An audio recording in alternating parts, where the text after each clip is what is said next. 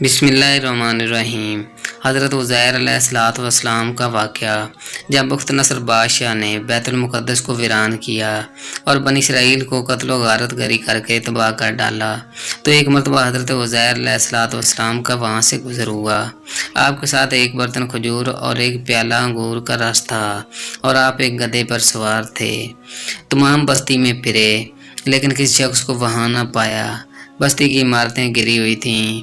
آپ نے تعجب سے کہا، انا یحیی ھذہ اللہ بعد موتھا، اللہ تعالیٰ ان کی موت کے بعد کیسے زندہ کرے گا۔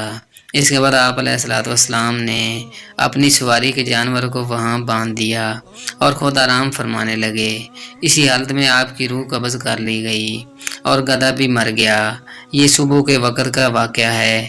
اس سے 70 برس بعد اللہ تعالیٰ نے ایران کے بادشاہوں میں سے ایک بادشاہ کو غلبہ دیا اور وہ اپنی فوجیں لے کر بیت المقدس پہنچا۔ اس کو پہلے سے بھی بہتر طریقے پر آباد کیا اور بنی اسرائیل میں جو لوگ باقی رہ گئے تھے وہ دوبارہ یہاں آ کر بیت المقدس اور اس کے گرد و نواح میں آباد ہو گئے اور ان کی تعداد بڑھتی رہی۔ اس پورے عرصے میں اللہ تعالیٰ نے حضرت عزیر علیہ السلام کو دنیا کی آنکھوں سے پوشیدہ رکھا اور کوئی آپ کو دیکھ نہ سکا۔ جب آپ کی وفات کو 100 سال گزر گئے تو اللہ تعالیٰ نے آپ کو زندہ کیا۔ پہلے آنکھوں میں جان آئی، ابھی تک تمام جسم میں جان نہ آئی تھی، بقیہ جسم آپ کے دیکھتے دیکھتے زندہ کیا گیا۔ یہ واقعہ شام کے وقت غروب آفتاب کے قریب ہوا۔ اللہ تعالیٰ نے حضرت عزیر علیہ السلام سے فرمایا، تم یہاں کتنے دن ٹھہرے؟ آپ نے اندازے سے عرض کیا کہ 1 دن یا اس سے کچھ کم وقت۔ آپ کا یہ خیال ہوا کہ اسی دن کی شام ہے جس کی صبح کو سوئے تھے۔ اللہ تعالیٰ نے فرمایا، تم یہاں 100 سال ٹھہرے ہو۔ اپنے کھانے اور پانی یعنی کھجور اور انگور کے رس کو دیکھو کہ ویسا ہی صحیح سلامت باقی ہے، اس میں بو تک پیدا نہیں ہوئی، اور اپنے گدھے کو دیکھو کہ اس کا کیا حال ہے۔ چنانچہ آپ نے دیکھا کہ وہ مر چکا ہے، اس کا بدن گل گیا اور اعضاء بکھر گئے ہیں، صرف سفید ہڈیاں چمک رہی تھیں۔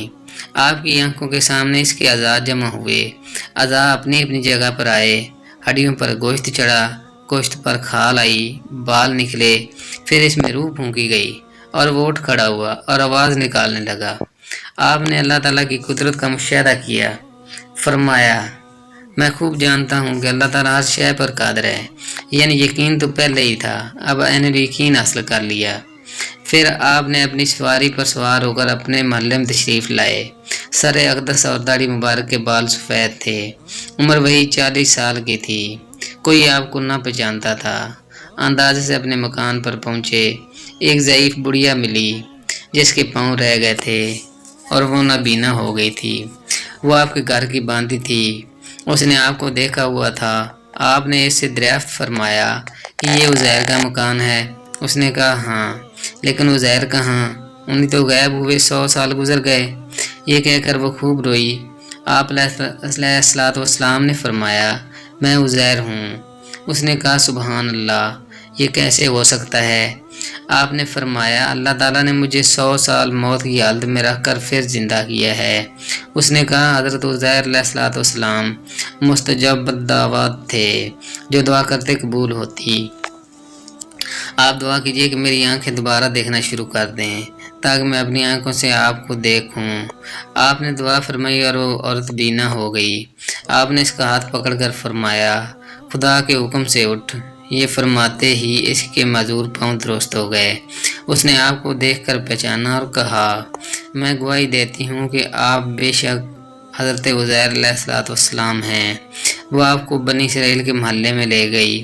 وہاں ایک مجلس میں آپ کے فرزند تھے جن کی عمر 118 سال کی ہو چکی تھی، اور آپ کے پوتے بھی تھے جو بوڑھے ہو چکے تھے۔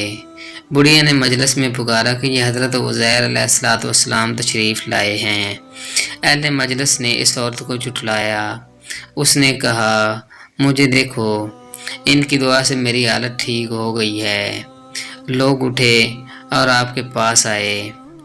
آپ کے فرزند نے کہا کہ میرے والد صاحب کے کندھوں کے درمیان سیاہ بالوں کا ایک ہلال یعنی چاند تھا۔ جسم مبارک کھول کر دکھایا گیا تو وہ موجود تھا، نیز اس زمانے میں تریت کا کوئی نسخہ باقی نہ رہا تھا، کوئی اس کا جاننے والا موجود نہ تھا۔ آپ نے تمام تریت زبانی پڑھ دی۔ ایک شخص نے کہا کہ مجھے اپنے والد سے معلوم ہوا کہ بخت نصر کی ستم انگیزیوں کے بعد گرفتاری کے زمانہ میں میرے دادا نے تریت ایک جگہ دفن کر دی تھی۔ اس کا پتہ مجھے معلوم ہے۔ اس پتہ پر جستجو کر کے تریت کا دفن شدہ نسخہ نکالا گیا اور حضرت عزیر علیہ السلام نے اپنی یاد سے جو تریت لکھائی تھی اس سے مقابلہ کیا گیا تو ایک حرف کا فرق نہ تھا۔ سبحان اللہ۔